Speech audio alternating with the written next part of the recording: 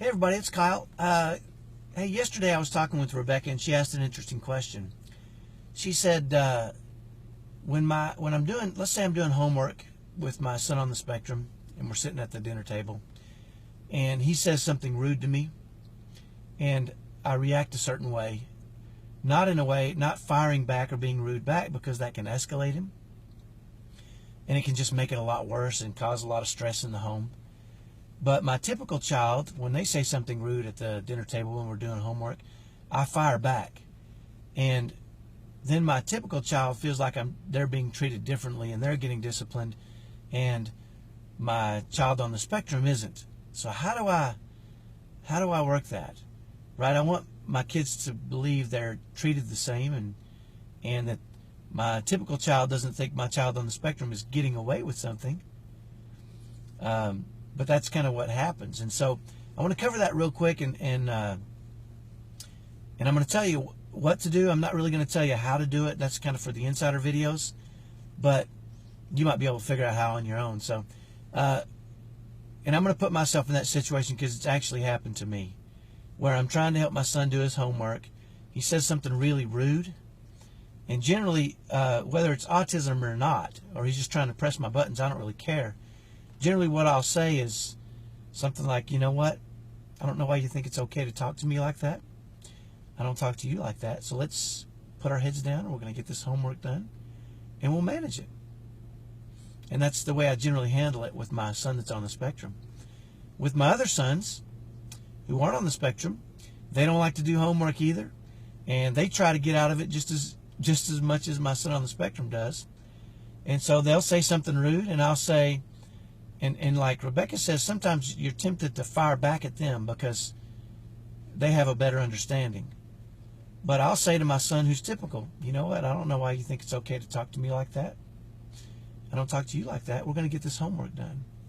And in a lot of cases, what our kids are doing, both typical and ASD kids are trying to do, is press our buttons and get us out of sorts. Because if they can get us out of sorts, they can win these battles. They can bring us down to their level, which is the level of the children. And we start arguing and fighting, and the escalations rise and tension rises, and we're upset with them and they're upset with us. Whereas if we handle it in a way that calms the situation, a lot of times these kids quit trying this stuff because they know it's not really going to press our buttons and get them what they want. You know, I've done a video about this before. Our kids are like velociraptors. They like to press our buttons to see if they can get us into kid mode, to get us into the same level which they are, so they can have these arguments and discussions and fights with us so that they don't have to do what we want them to do.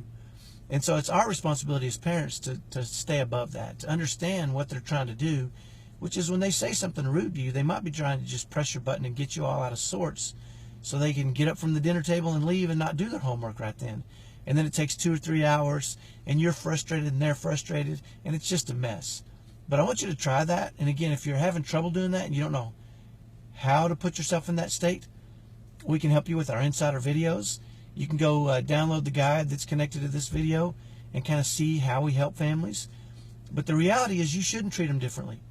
If your son on the spectrum is rude to you consistently, there needs to be a consequence. Not right at that moment and not screaming and yelling at him, but getting through the process and then saying, if you're going to continue to do that, we're going to take away movies, or we're going to do this, and say it in a calm manner, just like you would with your typical kids. If you continue to say rude things to me, we're going to take this away, or you're not going to be allowed to do this, and say it in a calm manner, and you're going to win those battles. And I can tell you this, I've experienced this, and I've seen the result of treating them this way. You're not being passive, and you're not letting them push you around.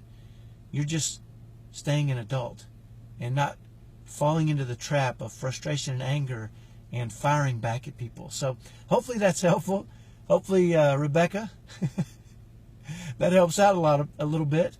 You can treat your kids the same way. You need to create consequences for them. And then when they don't do, or they do things they shouldn't, you need to calmly call them out and enact those consequences, whether they're typical or children on the spectrum. Screaming and yelling back at them or firing back is never really going to get you where you need to go, especially with your kids on the spectrum, but even with your typical kids, because at some point if they can get you out of sorts and screaming and yelling, they've won the battle. And my sons have all gotten bigger than me and stronger, and I'm so glad that I've treated them with that way and not screamed and yelled and just gotten mean and well, it just doesn't go very well. So hopefully that's helpful. Have a great day. We'll talk to you next time. Bye-bye.